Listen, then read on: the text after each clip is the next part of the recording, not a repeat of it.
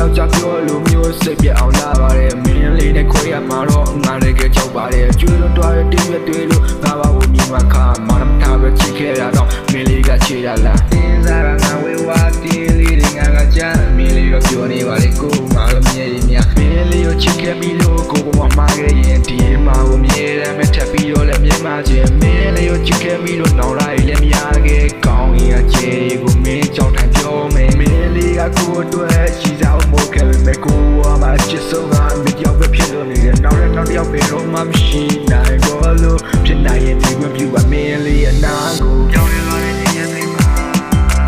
မင်းလေးကပဲရှိလို့နေမှာကောင်းကင်ရဲ့ချစ်ကိုမင်းကြောင့်ပြောရဲ့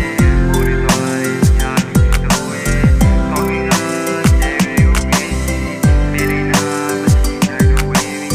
ကောင်းကင်ကချစ်ကိုမင်းလေးပဲပြောနေတော့သူတယောက်ကဝေးပြီးထပ်ချစ်ဖို့မဖြစ်နိုင်တော့ဘူးလားမင်းလေးနာပဲထောက်ရဖြစ်ရှိခဲ့တာမင်းကတော့ဒီအကြောင်းကိုမင်းရဲ့နောက်တစ်ယောက်ပဲပြောလိုက်မလို့